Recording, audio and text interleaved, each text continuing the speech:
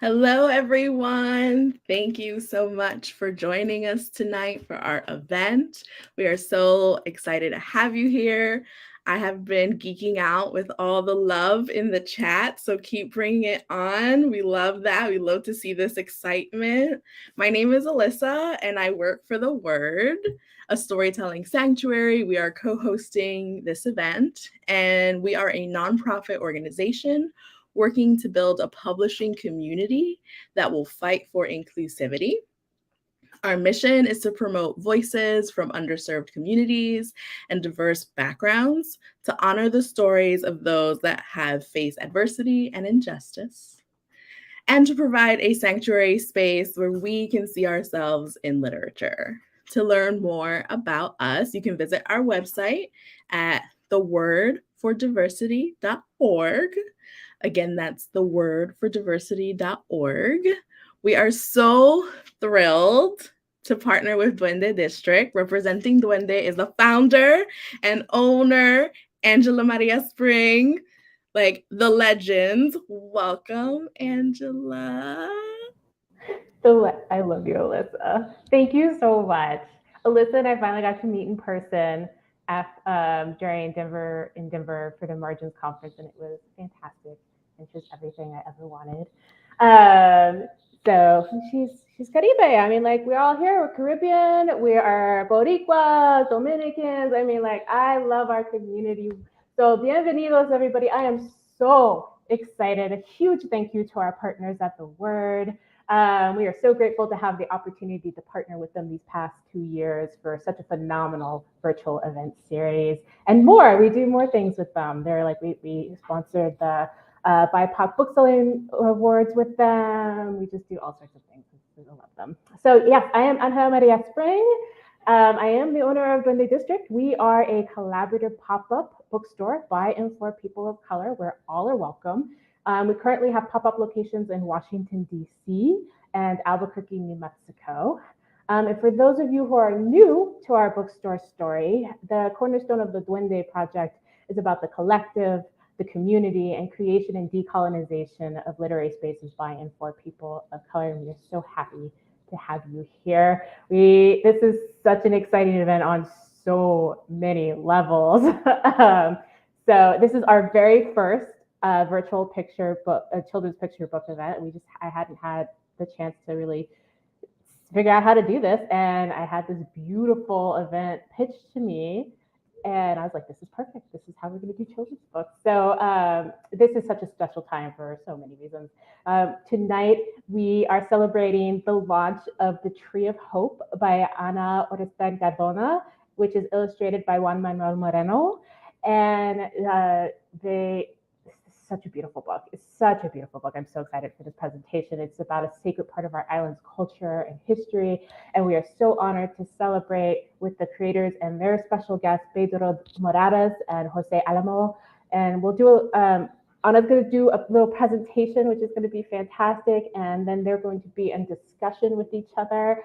You'll be able to put your questions in the chat. They'll incorporate those into the presentation, and just there's the link to buy the book, but the questions will come up, and they really, Anna, and they encourages you to put your questions, and they want to answer those and have that be a part of the presentation. And as you just saw, we strongly encourage you to purchase a copy of this book if you can. And that's the Duende Bookshop link. That's where we do all our online sales. We get a portion of sales from that. That's how you can support us. That's really how we've largely survived through the pandemic, since I can't really physically do many pop-ups anymore. So yeah, thank you you can learn more about us at duendedistrict.com, and we're on Instagram and Twitter and Facebook at Duende District. So we do these virtual events with The Word almost every month. And so we welcome you to learn more and keep following us. So let's learn about our wonderful guests tonight. First, Ana Orenstein-Cardona was born and raised in Puerto Rico. After attending the Massachusetts Institute of Technology, she worked for over 2 decades in finance in the U.S.A. and Europe before turning to writing for children. Ana is an alumna of Faber Academy and an active member of the Society of Children's Book Writers and Illustrators. I think she's also Las Cruces as well, who we love. Yeah. Next, we have Juan Manuel Moreno. He's an illustrator based in Buenos Aires, Argentina. He spent most of his childhood living in the countryside and cultivating his passion for painting. After studying graphic design, he lectured at the university and worked as an in-house illustrator for different studios. He has illustrated several picture books for international publishers. And then their special guests are Pedro Morales, is an internationally acclaimed Puerto Rican tropical bonsai master teacher and author with over 35 years of experience in the field of design, planning, and maintenance of landscapes. For over 20 years, he held various positions as professor of basic and intermediate gardening at both Inter-American University and Sacred Heart University in Puerto Rico. He was also the director of landscape, ambiance, and special services for the superintendents of the state capital of Puerto Rico from 2017 to 2020. It was in this role that he helped lead a team in the recovery efforts of important natural areas after the devastation from Hurricane Maria, including the rescue of the ancient banyan tree by the San Juan Gate that features in the Tree of Hope. Pedro currently lives in Trujillo Alto, Puerto Rico, where he runs Putago Bonsai and works passionately to develop local talent in the art of bonsai. And then José Álamo is a lead meteorologist for the National Weather Service in San Juan, Puerto Rico. For over 13 years, he has worked firsthand with floods, wildfires, and hurricanes. During Hurricane Maria, José was in charge of issuing watches and warnings, as well as of briefing state and federal agencies regarding the forecast of the hurricane and possible impact. He was extensively interviewed by the local, national, and international press. Thanks to his studies and profound experience with geographic information systems after Hurricane Maria, he was able to create a map that showed the observed rainfall amounts across Puerto Rico and the U.S. Virgin Islands. This map was and continues to be a key tool used by media, federal agencies, and academia. José is a graduate in meteorology from Iowa State University. He currently lives in Puerto Rico with his beloved wife and 2 daughters. So please welcome, so excited. Welcome, Ana. So excited for this presentation. Thank you so much, Angela, to you and to Alisa and to everyone that is here. I'm going to, and to all of you that are coming in from all these different cities around the world. Thank you, thank you, thank you. So brilliant. I am going to get ready here to share my screen. One little second. And lovely. Great. Thank you so much. So once again, just a huge welcome to all those that are joining us live. Gracias, mis amigos y familia, catching, and if you're catching the replay later, thank you so much for being part of this as well. And please let us know in the comments where you're coming, where you're dialing in from. I know there's people from Australia, from Puerto Rico, from the United Kingdom, and from all cities around the U.S. So I'm grateful to see you here and thank you for joining. Before beginning, I just want to give again a big thanks to Duende District and the Word Storytelling Sanctuary for hosting us this evening. It means a lot, and it's awesome to be the first children's book that you are doing this with.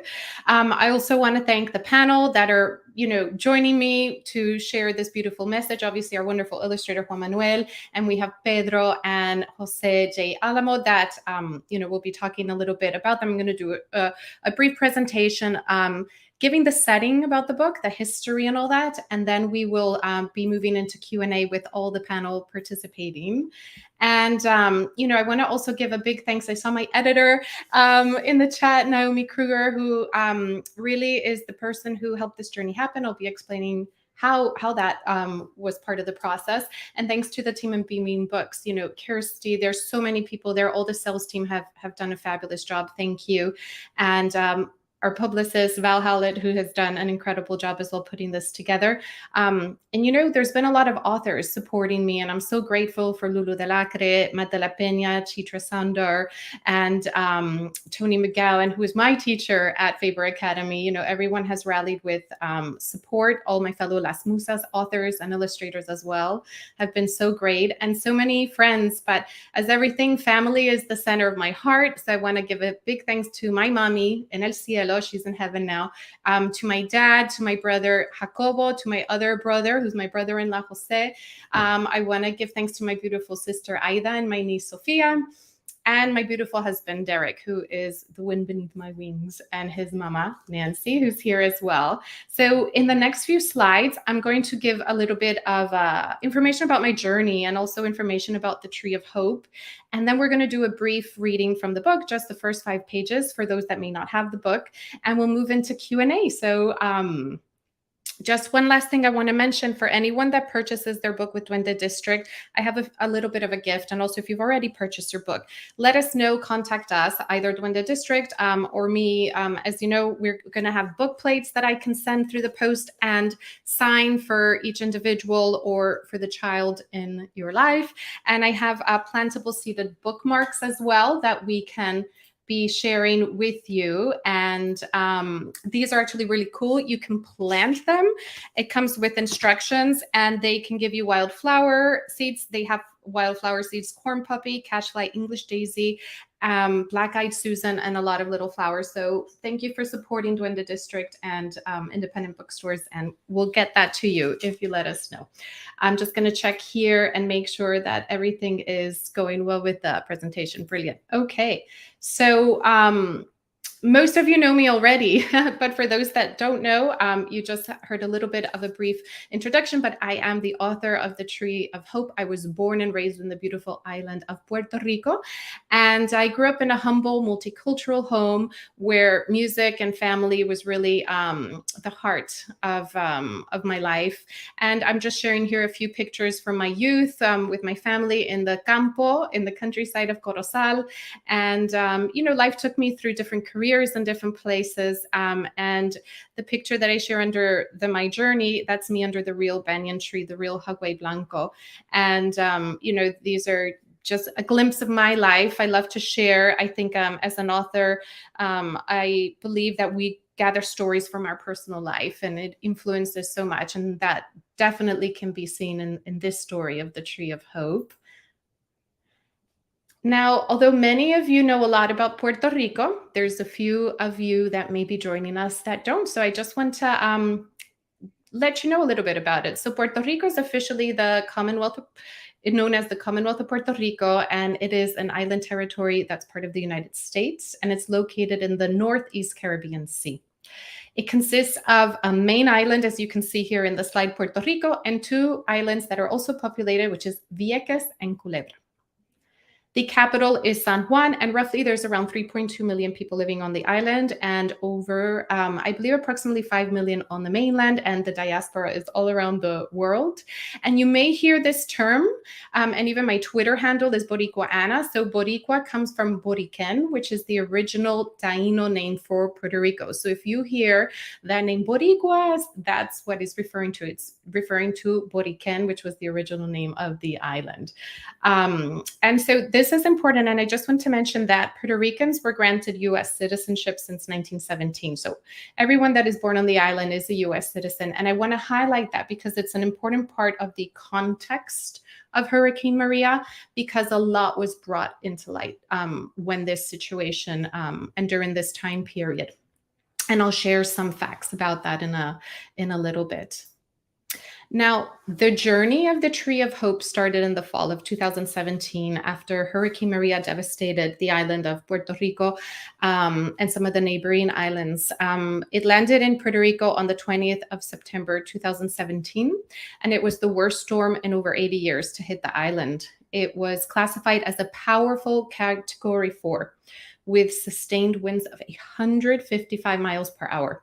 Now, I'm so pleased that in the Q&A, we're going to bring in one of the lead meteorologists that was very involved with Hurricane Maria, Jay Álamo, and he will give us a lot more information about how hurricanes are formed, why Maria was so devastating. So I'll leave that to them, but I wanted to give you the context. Imagine 155 miles per hour winds and the rainfall that happens with a hurricane. Now, I also want to give you a little bit of context about the aftermath and what happened because, again, for Puerto Ricans, this became a humanitarian disaster when this happened. And I think it's really important to set the context of when we face obstacles in life and we face disasters, our real spirit shows up, and the Puerto Ricans' indomitable spirit showed up massively. And I believe that the tree of hope, the tree a lot of times represents, I wrote it to represent that spirit of how we may fall, but we stand up. And that's why I wanted to put a little bit in context so you could imagine facing the situation, and then the amazing job that people like Pedro and his team did in helping to save it in this context, right? When literally the world had been turned upside down for my country.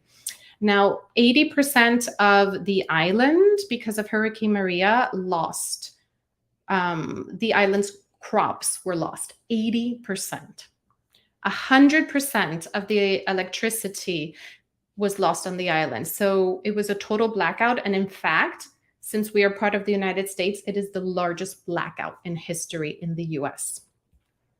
It took almost 12 months for electricity to be restored to everyone. So imagine daily life without this valuable source. And it was, all areas were affected. And again, some of the most vulnerable people were the last to get electricity. Now, as a comparison, some of the reasons it took so long. So Puerto Rico only had 230 power brigades to help with the aftermath. And basically, that's less than 700 people. As a comparison, and this is just a point of comparison, the state of Florida had 16,000 workers on call in preparation for Hurricane Irma that hit 10 days before Maria. So just to explain the context of this. Now, another reason was that that month was extremely bad in that time period. So a lot of what Puerto Rico needed in the aftermath was in high demand in other places, generators, parts, because we also had Hurricane Harvey hit that summer, which devastated Texas. So there was a lot going on. It was one thing after another, right? In addition to that, 95% of cellular towers and sites lost connection. So imagine, trying to communicate with people on the island. And just a brief story is when we were trying to get our family out of Puerto Rico after it, because, especially our parents are elderly. And at the time, our mom needed electricity and access, to that. I remember being on hold with JetBlue and then with American Airlines. I had booked like these different airlines trying to get them out. And I remember them saying, I'm also from Puerto Rico and I haven't heard from my family for weeks. So again, just putting it in context, what kind of people went through. And also 90% of the roads were impassable. So trying to even get the electrical teams out there and other teams and all the humanitarian efforts that were being done, we had to clear the roads. And that was something that was just massive. So, I just wanted to share some statistics. And again, the damages were approximately over 94 billion. So that way you can just kind of put your head into like, literally, this was a humanitarian crisis during this time. And also as a children's writer, obviously, I look a lot at how children view things. And in some of the research that I did, I just wanted to share this because natural disasters really impact children extremely, right? And according to reports, over 80% of children on the whole island saw damaged homes, and almost 50%, so just like a little bit under 50%, saw damage to their own home. Almost 25% of youth had to help other people, so rescue other people's lives. 32% experienced hunger and shortages, and 280 public schools closed during 2017-2018. That is roughly a quarter of the island's public school system closed down forever.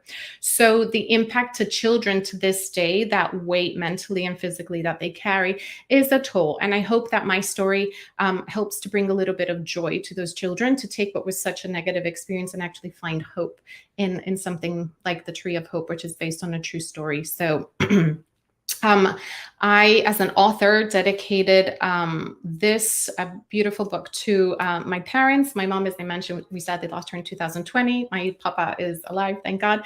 But also to the memory lost to those in Hurricane Maria. The death toll really varies. It's become a bit of a... people don't really understand the exact nature of it, because also I believe personally a lot of people died in the aftermath. From the stress and from the lack of resources. But according to some statistics, it's 3,000. And then the Harvard Chan School of Public Health came out to a number close to 4,625. So for a community that only has like, 3.4 million people, that's a massive impact. And that's why I dedicated the Tree of Hope to all those lives lost to Hurricane Maria. Now, let's talk about, we talked about Hurricane Maria, which is one of the main characters in this book, but also the Tree of Hope, which is our main character.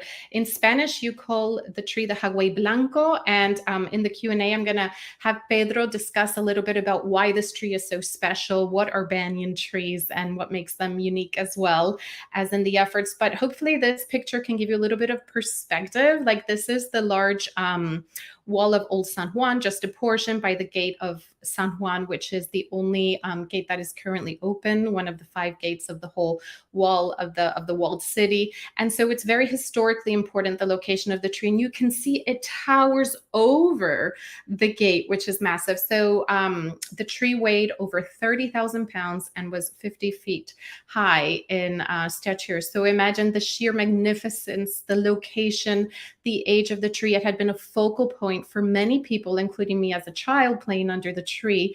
And for well over a century, it stood very proudly by the San Juan Gate. So it is, again, a tree that a lot of people identified with. It brought community together. There was a lot of engagements under the tree. When we went to open the ARC, the advanced reading copies, while I was in Puerto Rico last April, I remember a lady came to me and she said, "Oh my God, you wrote a book about the tree. I've been coming here for over 50 years with my children. Now I bring my grandchildren." So for a lot of locals, it's a very important street and historically important and a focal part of the community. And so this is the main the main protagonist of the Tree of Hope.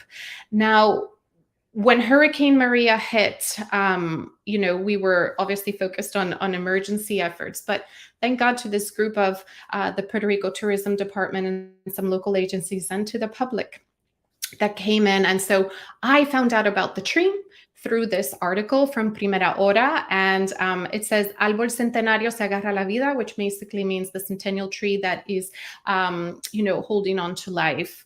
And that's how I first learned about how the devastating damage that this beautiful banyan tree that I adored as a child suffered. And I literally felt a gut, like another loss in my life. I felt like I lost a childhood friend.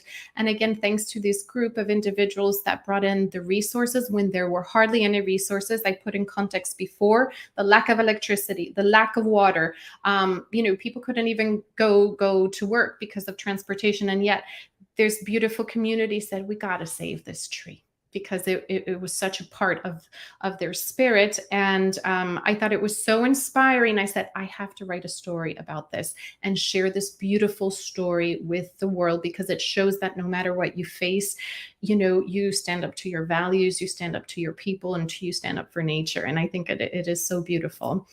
And here are some photos to share with you. The first one is the previous one before Hurricane Maria. The second is just to show you some of this was 3 months later after the big giant had drowned in the sea, because as you could see in the previous picture, the sea is quite close. And really the regrowth was only in a part. And I'll let Pedro really talk about that, how he and the team were able to manage regrowth of a tree that was basically dead. It is a miracle. That's why it's the miraculous rescue. And also the last one. So my brother Jacobo took me to Old San Juan around 10 months after Hurricane Maria when we were there, and I was interviewing locals. And I'll never forget one of the neighbors saying to me that, they had suffered so much with Hurricane Maria. And then all of a sudden they saw the big giant, the crown drowned in the sea. And that was such an evocative image that I remember. It helped me a lot with my editing after those interviews, because I was really able to get the feeling of the locals, how they loved this tree and the tree loved them. And so that picture is 10 months after, where you can see it's almost like a little bush, and literally was just the main core of the trunk and some branches coming out. And so as many of you know, in 2020, when I lost my mother, I was like, okay, that's it. I need to focus on some of my dreams. And even though I had already written the script, it was time to get it out into this world and give the Tree of Hope hope, right? And try. And that's how in September 2022, I participated in an online Twitter competition hosted by an amazing organization called Latinx Pitch, which is a kidlit pitching event for creators of children's literature who belong to the Latinx community. So if any of you belong to this community and are writers, it's a great way. September 15th this year, it is going to happen again. And that's how my beautiful editor, Naomi Kruger, found me. And after a process that consisted of revising and resubmitting and editing, finally we got a deal. Now, I just want to show you a very simple example of editing, and I thought it would be fun to show you. This was the original opening of the book, and with some suggestions from my editor. And the opening, which we're going to read through, is quite different now, but I thought it was quite fun to show you kind of how the editing process works. For instance, as a writer, especially with picture books, the word count has to be very short, and I love to write. So thanks to Naomi for bringing that into the right word count and helping give this beautiful story shape with her talents.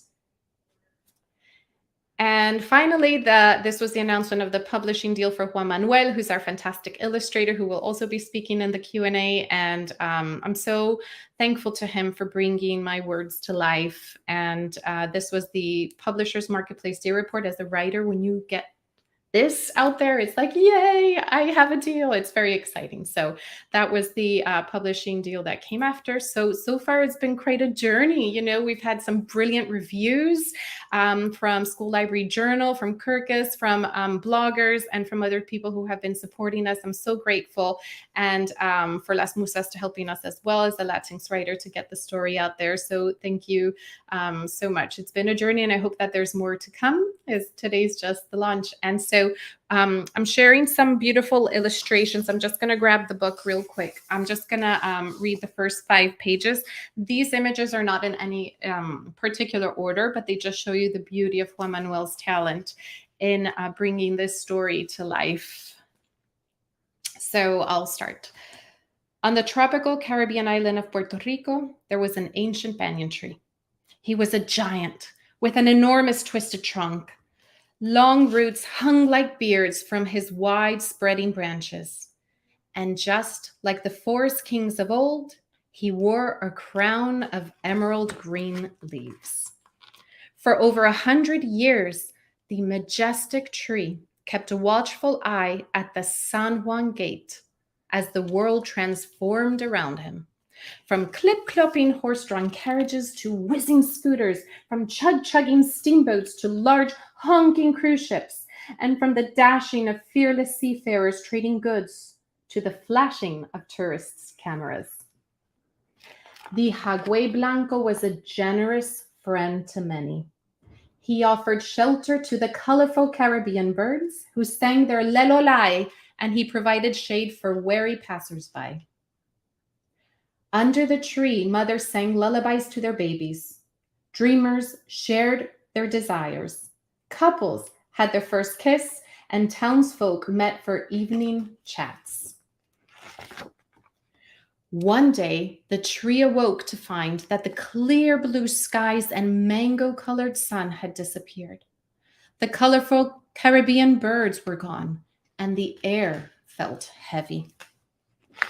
Suddenly, people ran to tie down boats, hastily boarded their windows, and rushed by carrying supplies. The wise tree immediately understood. A hurricane was making its way to the island. The tree felt confident. He had withstood many storms and mighty hurricanes in his lifetime. "I am ready," said the tree, digging his roots deeper into the rich Caribbean soil. He then raised his majestic branches and waited. So if you want to read more, you know where you can get the book, but hopefully you see the spirit, understand a little bit of the background, and thank you so much for your time this evening. I'm going to now stop sharing my screen so we can have Juan Manuel, and we can have Pedro, and we can have José J. Álamo as well participate in this chat. So thank you very much for that. Let me stop sharing. There we go.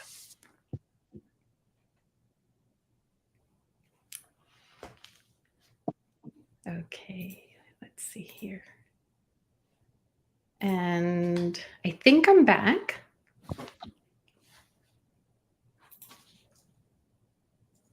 Can you hear me? Oh, yes, I'm back. Brilliant. Yeah. Okay, Yeah. so why don't we all unmute Juan, Jay, and Pedro. And again, for those that are joining us, please feel free to ask questions in the chat, and Alisa and Angela can help us have a look on that. So Juan Manuel, I want to ask you first and foremost, what did you think about the text when you received it? Well, first of all, I want to say thank you to Anna and Naomi to pick me and trust me in my illustrations.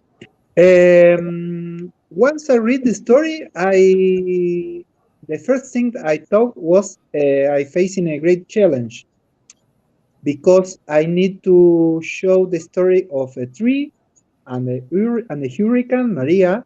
And I think maybe it's very difficult to show in a static sense because in a movie we can show the movement.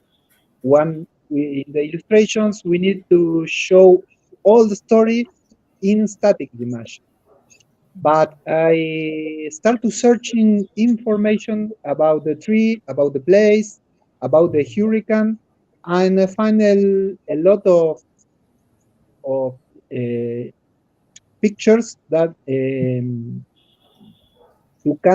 I show the story in images. That is beautiful, of course. And how about the timeline, Juan Manuel? Do you want to share about, because it was quite a quick turnaround, wasn't it? Sorry, can you repeat? Sure. So it was quite a quick turnaround to get the illustrations done in time, because sometimes books can take up to 2-3 years to form, right? And we were able, thanks to Naomi and the team, to get it within a year. So you did the illustrations quite quickly. Oh yes, I don't have a lot of time to do it, but I found with all the information you sent to me, that was more easy to can do the illustrations. I first do small sketches. I sent to Naomi. Naomi sent to you. I think we have a great feedback, and that is very easy to do the work.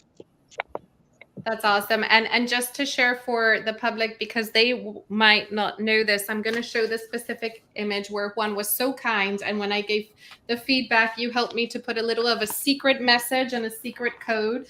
And this is the scene where the hurricane is coming in. And this is the boat with the gentleman. And probably you can't see on Zoom, but there's these letters called PR21RC. Because originally when I got the illustration, there were some other numbers, and I asked, or do they have a meaning for you? And if not, could we put this little ode? And if anyone in the public can guess who is Puerto Rico 21RC, I'll look at the comments to see. But it is a nod to a very famous Puerto Rican baseball player. So thank you for playing game and hiding little elements like that in the book. No, your notes are very helpful for me to do the job, because I read the book and say, okay, about the tree. I ask Naomi, can the tree have a face or no? And Google the banyan tree, and I see he have a lot of branches, roots, and say, oh my God, I'm in trouble. But after your notes and Naomi feedback, the things flow. Oh, I love it. And that was not a hard work to do. That was very interesting. I searched a lot of information and read a lot of notes in the papers about the hurricane, the island, the people, the tree.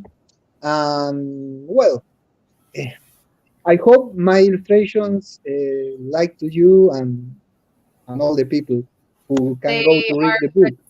fantastic. You are so talented, Juan Manuel. Thank you. And I'm going to circle back to you with some other questions. But I have to say, you are such a gifted illustrator. And I want to, as an author, thank you, because I think a picture book, you need to have beautiful images to help elevate the words. And you did that. Thank you. Thank you. Great. And so, Pedro, can you tell us a little bit about banyan trees? Because there's many different kinds. If you could give us a brief history and kind of how you came to meet the tree. And then I want to talk about how you and I met, because I was searching for you for years to interview you and I couldn't find you. So go ahead.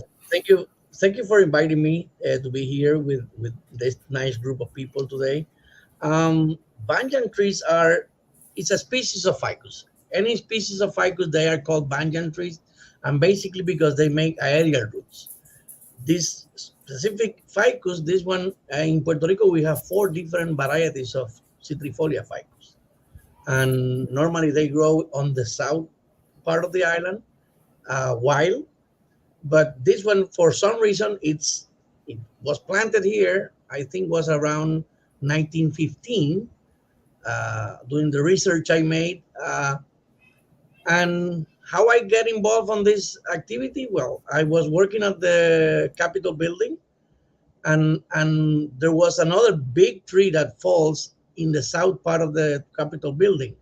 So we left that tree. We saved that tree because it was a very important tree. Also, it was the tree that they put the military personnel from Puerto Rico that went to Kosovo. They had the names on that tree. So the president of the Senate asked me, you could not cut that tree. You have to save it. So we saved that one, and someone in the Puerto Rico Tourism Company see that we saved that one, but they already have ordered to cut this one because the banyan was across the street that is the emergency exit of the government, of the governor. The governor house is right behind the gate of someone. So the reason they have to cut it back is because that's the emergency exit of the governor's house. So they believe the tree was dead, but they begin to cut it until they get to a point that it was so big that they don't have a large chainsaw to cut the trunk. So they leave it. They leave that big piece of trunk, but the trunk was making a little branch. A little branch was showing up that it was alive. So they contact me and they said, "Could you come and see if you could save this tree?"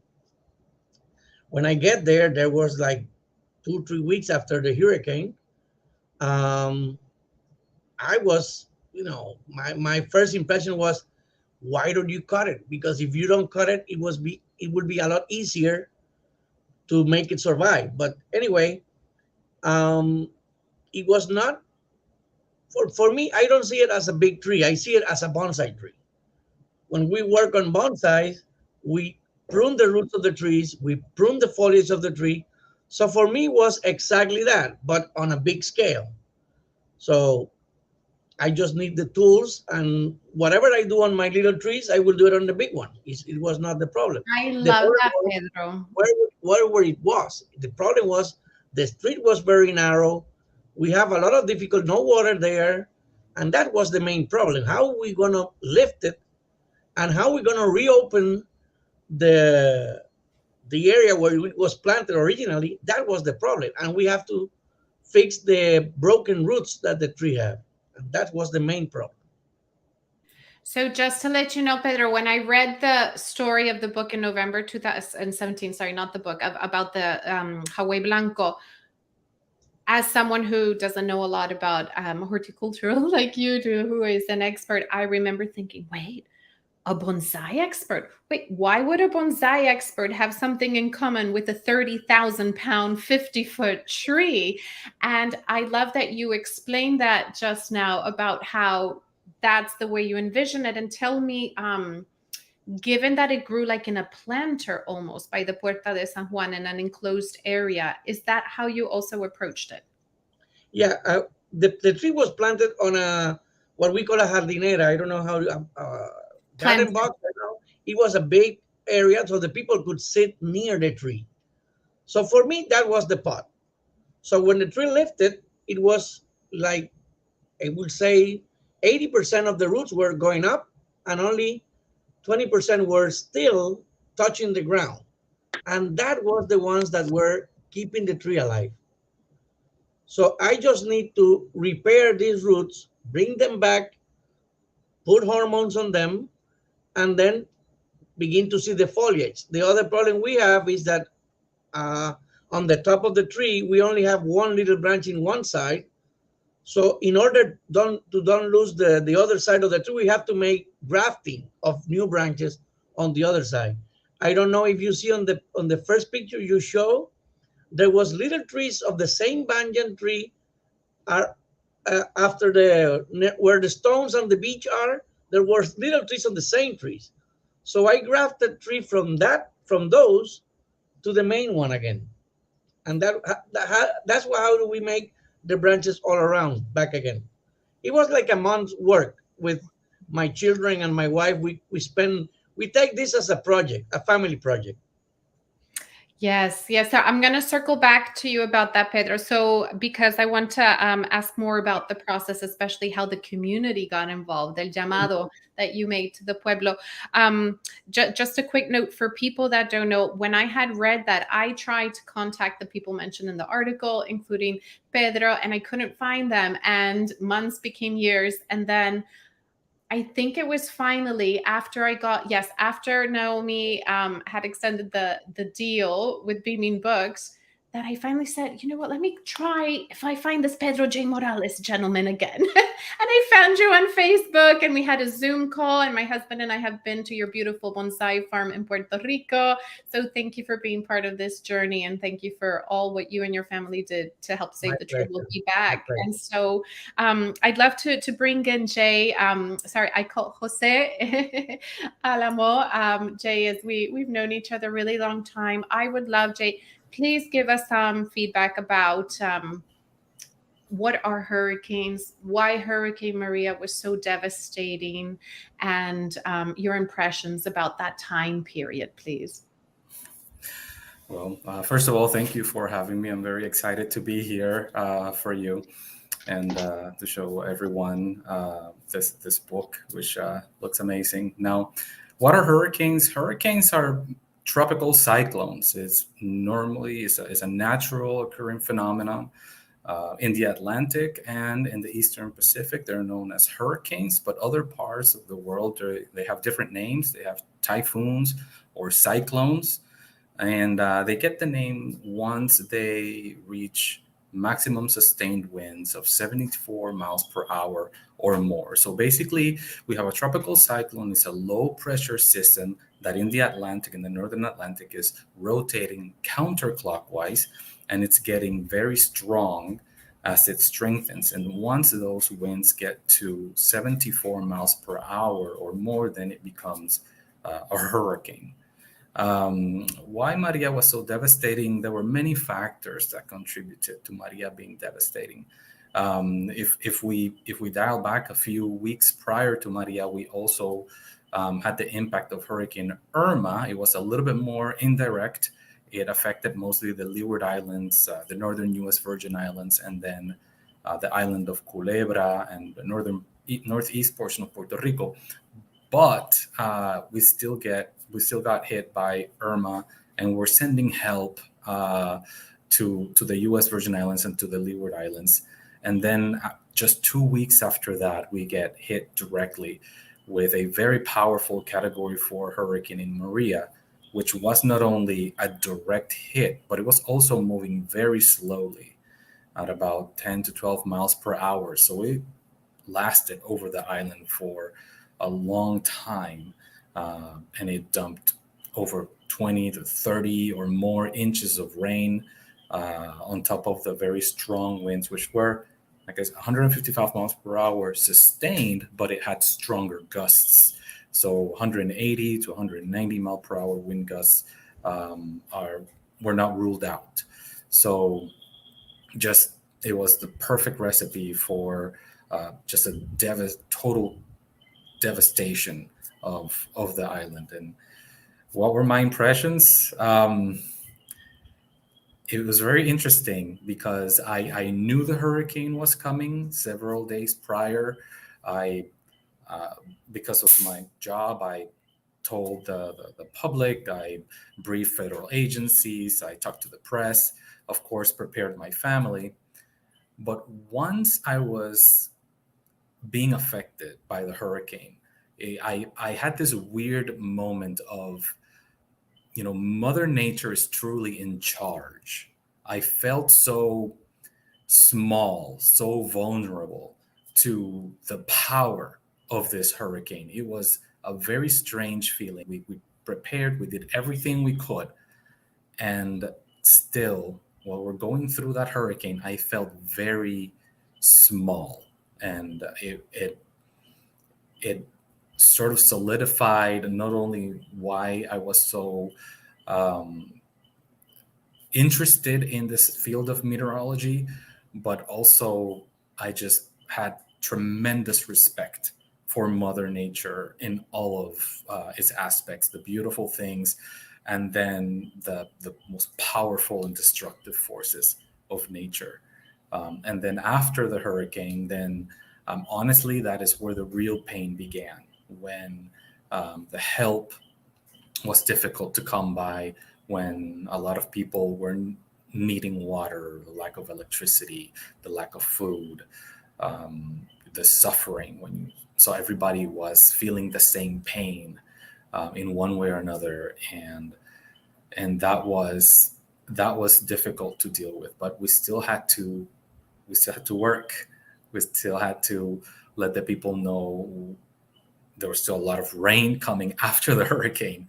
There were a lot of flooding that came after the hurricane. So my job did not stop there. And it was very, very difficult after that to push through and continue warning the public and continue warning the federal agencies of what's to come, even after this powerful, powerful hurricane just completely devastated Puerto Rico. Well, thank you so much for sharing that. And I know from a personal, relationship with you and your family and our area, what came after was the hardest thing, because I think even though, like you wisely said, people prepared, it's impossible to know that you needed to prepare for literally like months, right? You have so much food, you have so much resources, you have so much water saved. The mosquitoes became unbearable. I remember you telling me the story about, your kids and the mosquito bites, and also when you have dietary needs and having, to get certain types of food, which were medicines that were impossible. So later on, I'm going to ask you kind of how we can prepare for those things, because sadly, natural disasters keep occurring and keep happening. And then we'll circle back with a few more questions to each of you. But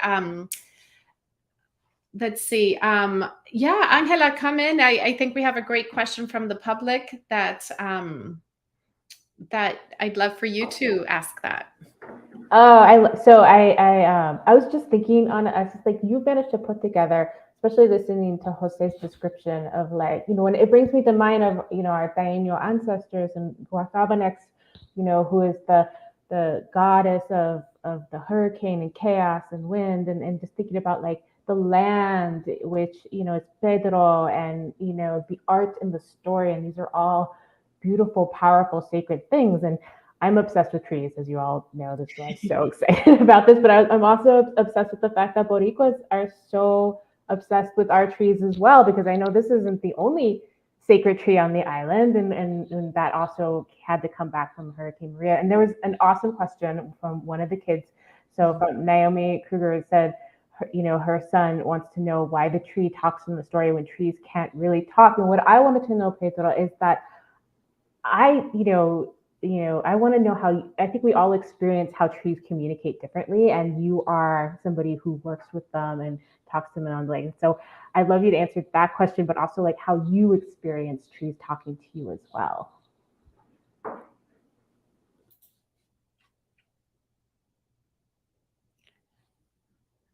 Pedro, no te escuchamos. Okay, now, I will say that you need to understand the trees, and they do talk to you in some ways, but you need to understand that. You need to understand the horticultural part. When they are dry, they tell you that they are dry because they drop the leaves, or the leaves goes down. When they have a lot of water on the roots and they are rotting, they will also do a sign, and you have to understand that sign. So basically, that's the way I treat the trees. When I saw them, they talk to me. For me, it's very easy. I don't know. It's probably, you need to see nature to understand this. I love that. And if I could add to that, I remember when I was writing the story in my mind, I talked to the tree, even though I was in London, right? And I'd be like, ¿Qué quieres que yo diga? It's kind of emotional for me, but I said, what do you want me to tell? Because again, the tree represents our people. Sorry. And it was such a devastating time. And so why the tree talks is because I believe trees have their secret language. And, for people that spend time with them, like Pedro, it is so beautiful that you experienced it. And I felt the tree through that article when I first found it, said, I need you to tell this story because this story will help people. We're coming up to the 5th year anniversary, September 20th. And so this is something like from that devastating time, look what we can do. Like our spirit will stand up if we work in community, because that's the other big topic of the book is the community. And just quickly on that, Pedro, can you tell us how the community got involved in helping rescue the tree? Because that's beautiful.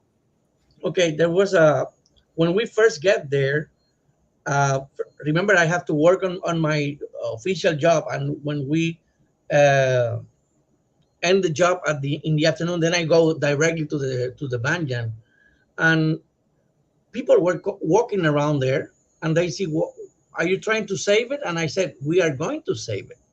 And they say, what do we need to do? Then they begin to tell me stories. People that get in love on the tree, people that come with their children to the tree, and many people, and there was also people that say, you will not save it. It's not possible. But, that's the way the people are. So they are optimistic people, and they are pessimistic. I don't know how you say pessimist in English. Pessimistic. Okay. Anyway, but I get a lot of stories. There was people crying on the tree, and I think I feel that part of emotions from the people that encourage me and my helpers to work harder to try to save it. Basically, that was the force behind us. And that people brought little cubitos. They brought cubes. Okay, that was because, when we prune the roots of the tree, we put hormones on the tree, and we cover all the roots with blankets and carpets that we could find, but there was no water on that area.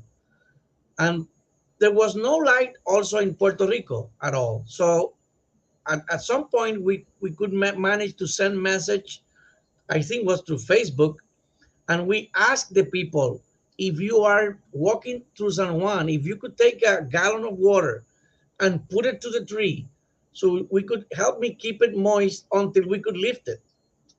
And then I tell the people, please put your pictures on Facebook so I could see that the tree is getting water. So we went every day, but I got a lot of friends and a lot of people that I don't know, and they come with, you have to talk to the guards on that area. They told me, it's unbelievable. Every day we have many people that comes and put water to the tree.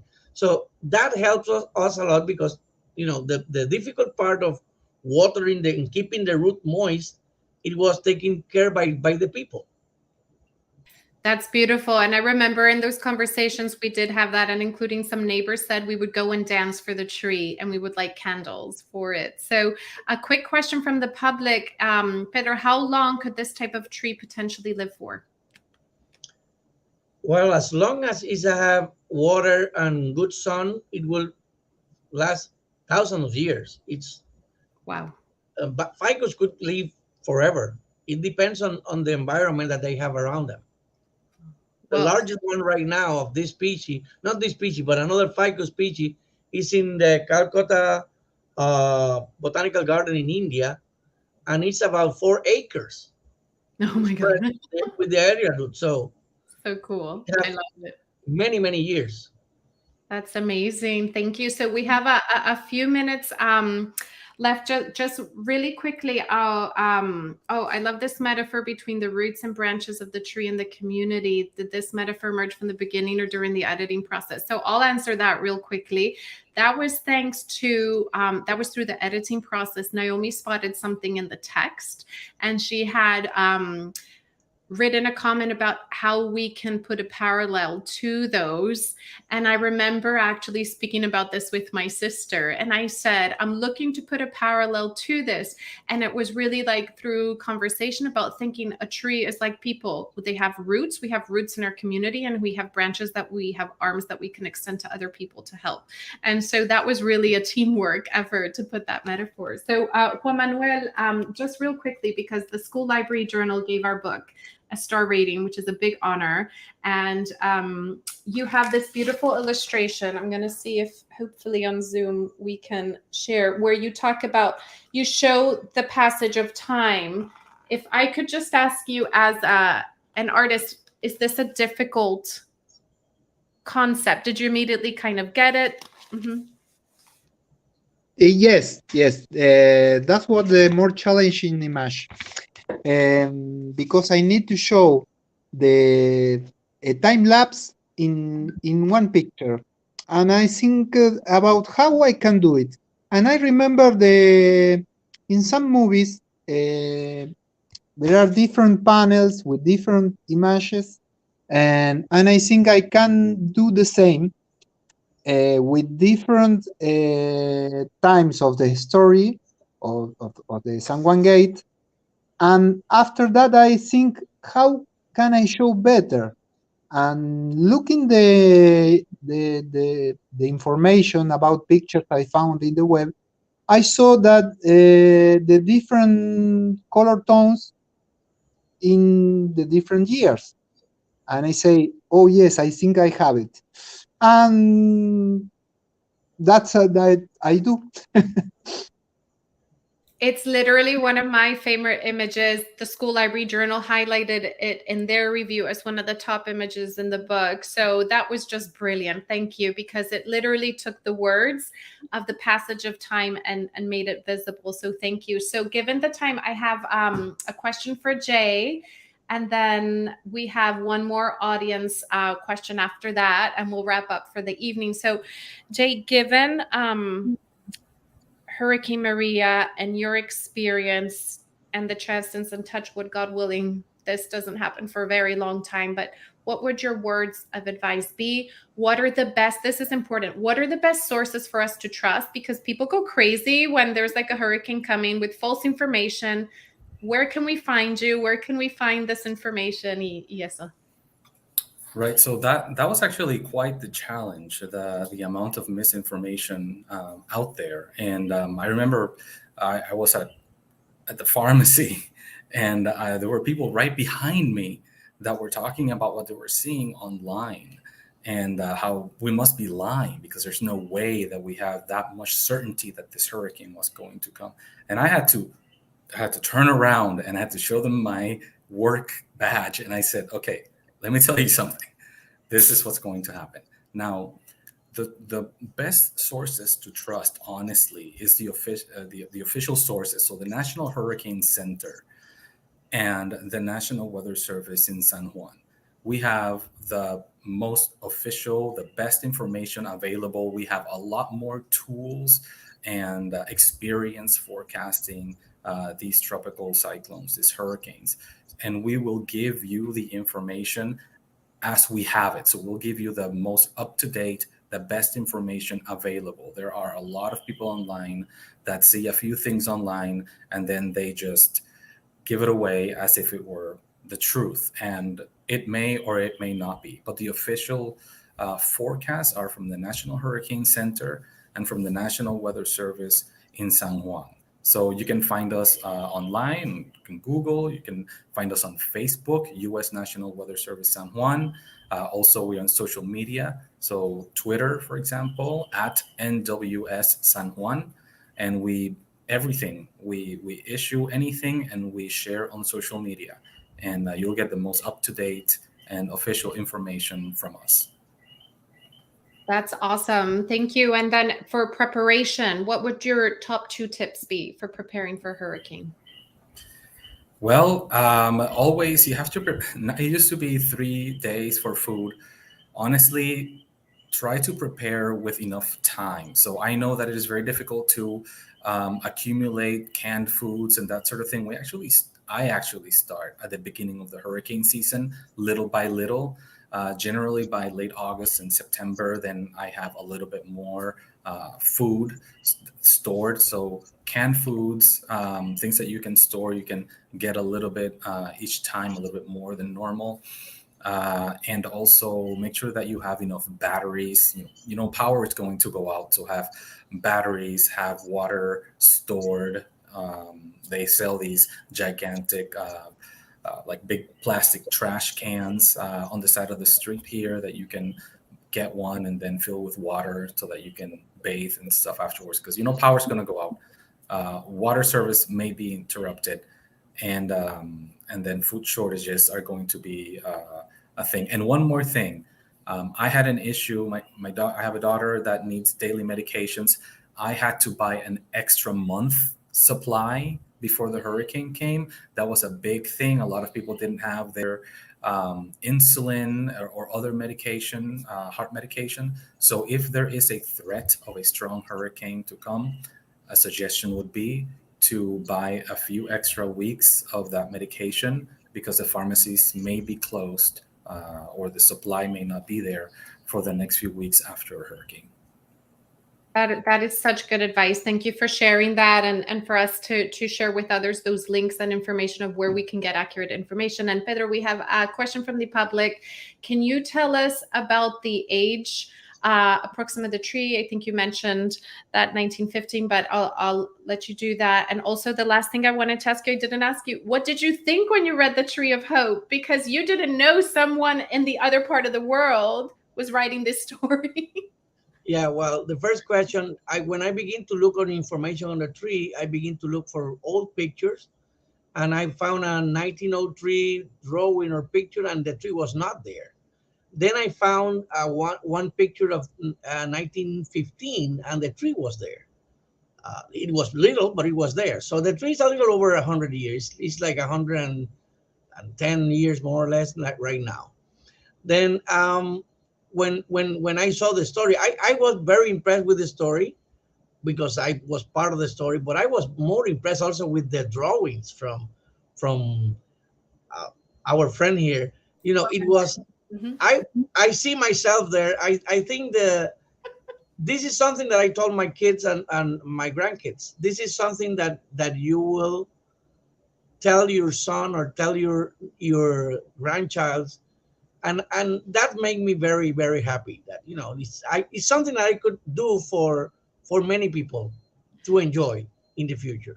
I love that. And I have a final funny story about that, Pedro, that when Juan Manuel and I were looking at the illustration, I said, Juan, I said, he had made you bien flaquito. He had made you, I said, well, that was nice. I would prefer that. Can you fill him up a little bit? Because I wanted in a way to also, honor you, give you one. But he made my hat, he made my beard, and I'm very thankful for that. That's awesome. Thank you. So I'm gonna pass it on here to Alisa and to Angela. Thank you so much for allowing me the opportunity to share this. Thank you to the panelists. You made this so wonderful. I could be here for an hour more speaking with you, but we have to respect people's timetables. So thank you. Gracias for the messages. Thank you. Oh, Anna, everybody, first of all, so profoundly grateful to each and one of you for all the work that you've done, everything that you've done for our community, to, save the tree, to report in that weather, which, I was so moved, when you were talking about how small you felt, like that, how frightening it was in that moment. And I know, these are the kinds of events that I really want to do for us, especially in the diaspora, to really be able to connect with those of us in the diaspora and those of us on the island. That's really important. We can't lose touch with each other because there's so much, the island's already facing many challenges, and, weather is going to happen. Electricity has been an issue since the hurricane. And, and then we know you're also on the island fighting for a lot of things. And I just want you to know that we are here, on the mainland, and we are here with you however we can. And we still, I have family in Puerto Rico still, and this is just so important. So grateful. You are all so beautiful, so wonderful. I hope one day we can meet in person. Thank you to everybody. And yeah, just like celebrate this book. I'm giving this book to my son. This story, we're going to share the beautiful art, the beautiful story, and have this event, and it's recorded, so it'll be recorded again. Everybody can access it afterward as well. So yeah, and thank you to the Word for helping make this be possible as well.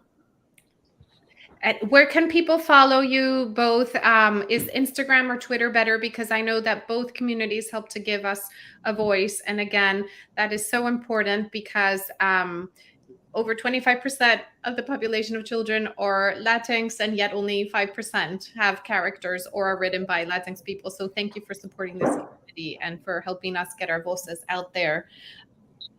Instagram's good for Duende, but we're on Twitter. But Instagram is where we do most of our action. So. Okay. For the Word, we do both. We also, just like a little plug for the Word, we have a mentorship program that we host every year. I actually had it's come very much full circle for me. I was a mentee in 2020 and actually ran the mentorship program this year. So it's an opportunity to work with an actual editor. We have a lot of other amazing programs. This October, we're doing a marginalized book selling event, book selling month, where we're working with different bookstores all over the country. So definitely check out the Word.